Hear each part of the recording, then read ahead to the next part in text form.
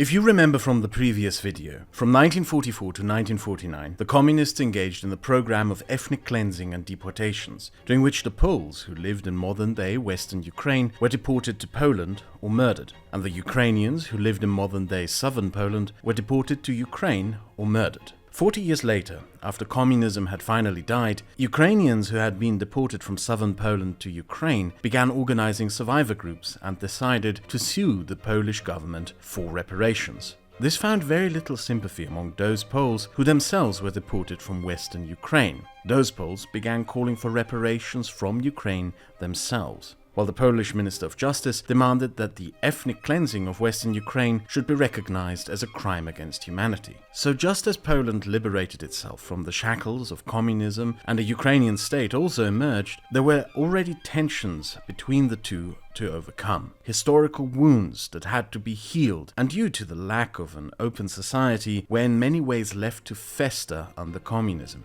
Crucial to the eventual success of building good Polish-Ukrainian relations would not just be the work of the late great Polish foreign minister Krzysztof Skubiszewski, but also of the Ukrainian politician Ivan Drach. Drach was a Ukrainian dissident in the Soviet Ukraine and independence activist, who would become the head of the Ukrainian Foreign Affairs Council, Ukrainian ambassador to Poland, and elected the mayor of Lviv. Drach's policy vision was a Ukraine in Europe. In general, Drach can be considered one of the founding thinkers of the Ukrainian political movement to join the European Union and distance itself from Russia. He argued that rather than being the subservient breadbasket that feeds Russian imperialism, Ukraine should pursue becoming a mutually recognized and equal partner among a family of European states.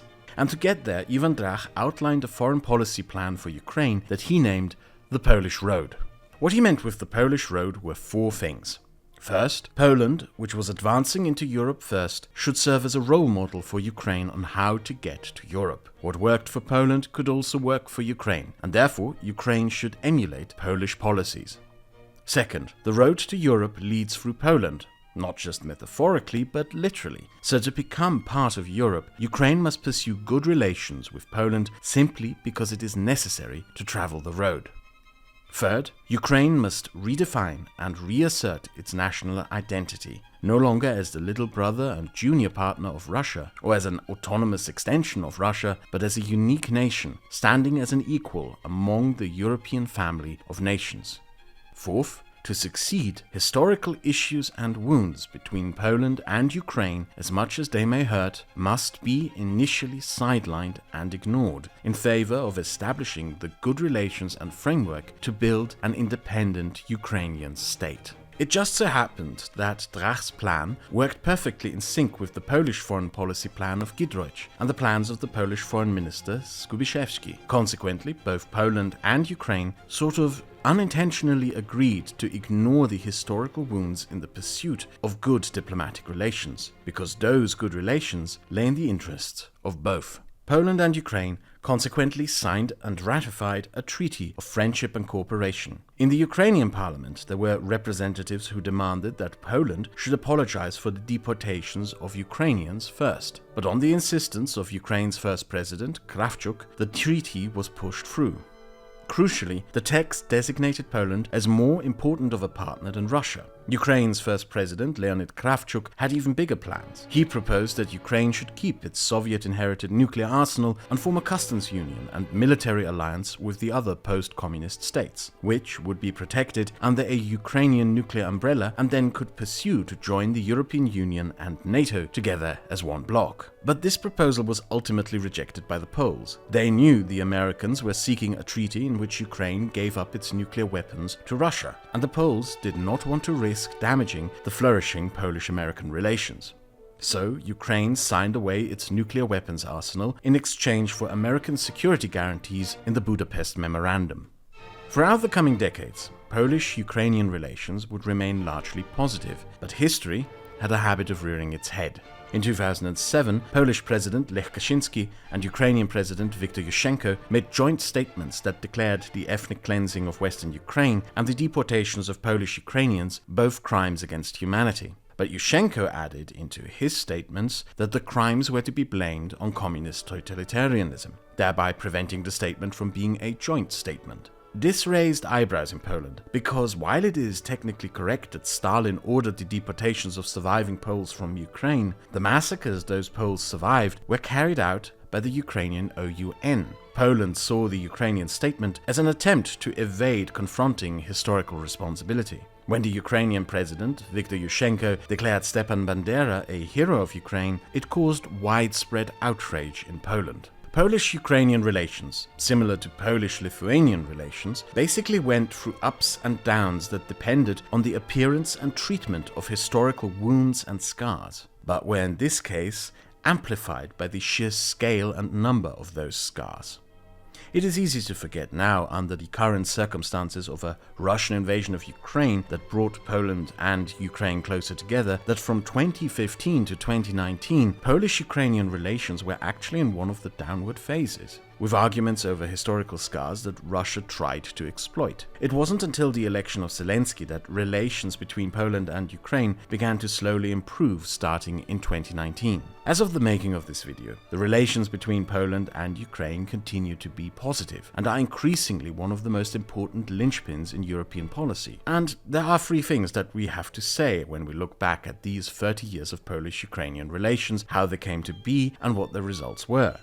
First, Kraut was probably right in the early 90s about keeping the nuclear weapons for Ukraine instead of signing the Budapest Memorandum. Second, while Ivan Drach was partially vindicated, he may have been wrong about ignoring the historical legacies. Sooner or later, for the stability and safety of both their countries and Europe at large, Poland and Ukraine will have to reconcile over what happened between 1919 and 1949.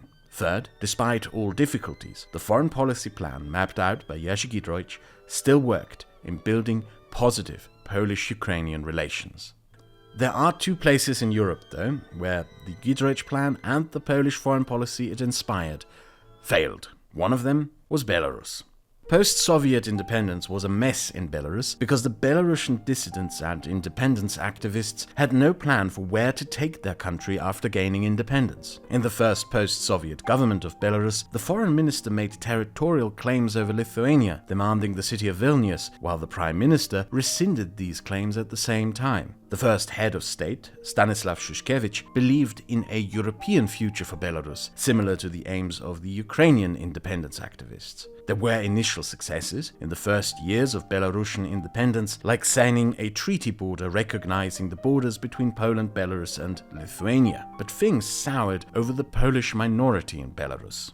Not only was there no unifying vision of what direction the Belarusian state should go, the people who were supposed to rule the country did not know how to rule a country, and, worst of all, they didn't have full control over the institutions of state. The Belarusian KGB, for example, still existed, and was not only still called the KGB, but continued to act like the KGB. This is one of the weirdest things to happen in the history of post-communism. Everywhere where communism died, the first thing people did was to storm and dismantle the institutions of the secret police. But in Belarus, the dissidents and first independent government failed. Well, actually, downright forgot to dismantle the secret police organization of the Soviet state. The KGB continued to surveil people and interfere in political life, sabotaging any initiatives by the new government on the way. Even though this is not the topic of this video, it is still worth staying here a little longer to underline this remarkable series of events as a lesson on the dangerous legacies of totalitarian institutions. The Belarusian dissidents who gained power at the death of communism failed to dismantle the KGB, and then, as a consequence, the KGB became the state.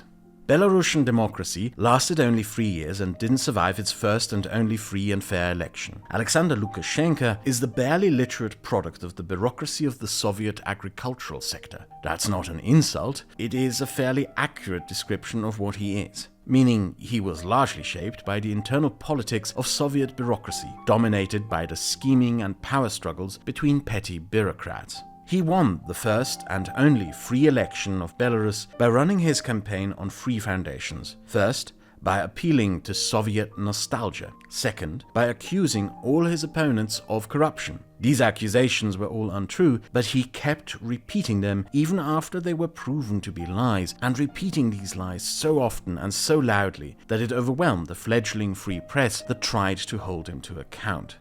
And third, by spreading conspiracy theories that the Polish minority in Belarus was conspiring to take over Belarus and make it part of Poland. Once in power, he expelled opposition parties from parliament, had many of the opposition leaders murdered, and established a dictatorship. Poland was unable to establish positive relations with this Belarusian state because Poland already plays a key role in the Belarusian dictatorship. Every dictator needs an outsider that can be framed as the enemy of the state and people, but in the end only functions as a propaganda excuse justifying the existence of the regime. Since 1994, for Lukashenko, that outside enemy has been Poland. From claiming the Polish were planning a coup in Belarus, to claiming the Poles were planning to invade Belarus, to claiming the Poles were spreading homosexuality in Belarus. As you can imagine, statements like these only made relations worse. Belarus became something which Giedroyc and the Polish foreign policy thinkers had not been able to predict. They had predicted the possibility of there being a hostile Russia after communism, but they had not reckoned with the fact that there could emerge a Russian puppet satellite state in Europe. The Lukashenko dictatorship in Belarus was and still is one of the main foreign policy challenges of Poland.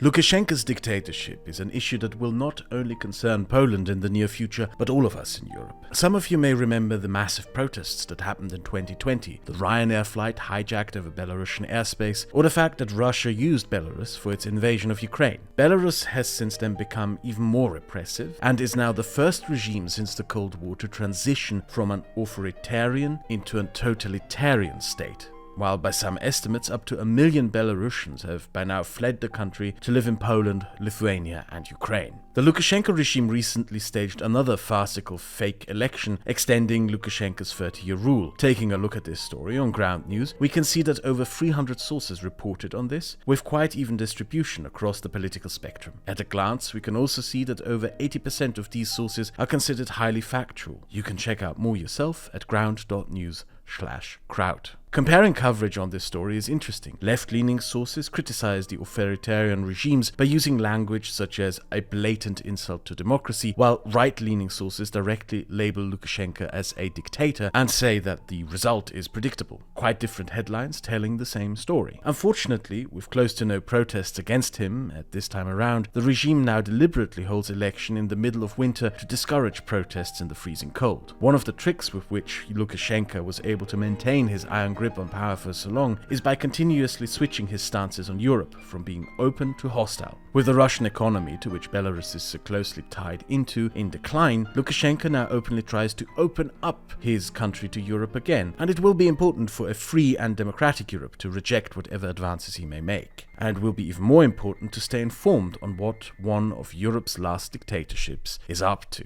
With Ground News, you can specifically tag regions from which you would like to receive more news and can thereby remain informed on issues that the mainstream media may overlook in its sensationalist 24/7 news cycle, thereby keeping you informed on the issues that may otherwise be overlooked. Sign up to Ground News now using my link ground.news/Kraut, or check out the link in the description or the QR code on the screen for 40% off their Vantage plan, the same plan that I use. Thank you to Ground News for being a long-term friend of this channel. The other country where the Giedroyc plan failed was Russia itself, but also in some ways succeeded.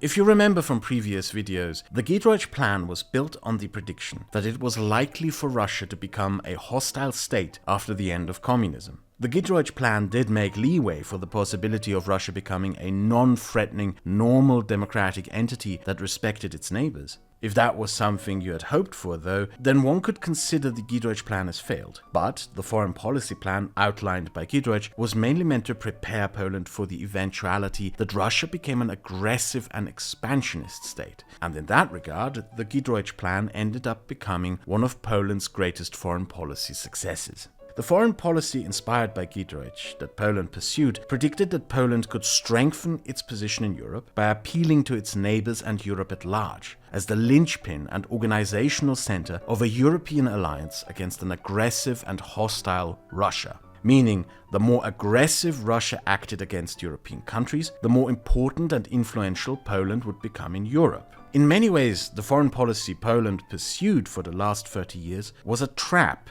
laid out for Russia, and the Russians were dumb enough to waddle right into it. When Russia launched cyber attacks against Estonia in 2007, that Polish trap started to snap. Poland turned up to deepen its relations with Estonia. The Russian invasion of Georgia made Georgia a closer Polish friend. Even more Russian cyber attacks against Baltic states created even more Polish friends. Russian election interference attempts in Sweden and Finland made Sweden and Finland closer Polish friends. The Russian invasion of Ukraine in 2014 drove Ukraine and Poland closer together. That same year, the Russian FSB blew up a munitions factory and warehouse in the Czech Republic, thereby deepening Polish-Czech relations. The Russian shooting down of a civilian airliner flying from Amsterdam to Malaysia drove the Dutch and the Poles into establishing deeper diplomatic ties. The poisoning of Sergei Skripal deepened British-Polish relations. This process went even far beyond Poland's expectations. The Russians, for example, were dumb enough to threaten the Portuguese by openly training for nuclear bombings of Lisbon off the Portuguese coast, which deepened Polish-Portuguese relations.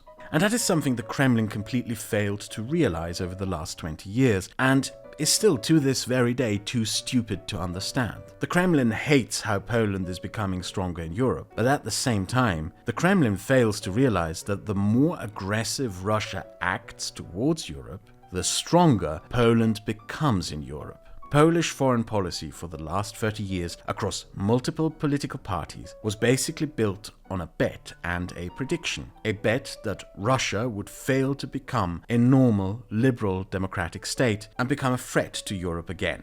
Poland wagered its European political influence and credibility on that bet. And even though it is a grim thing to say in the current context of a horrific war, Poland won that bet when Russia started a European war in 2022. It is in retrospect very impressive that Jerzy Giedroyc back in the 1970s predicted the death of communism and managed to map out a Polish foreign policy plans that 30 years later was implemented, and by some miracle all the pieces fell into place just as he had predicted.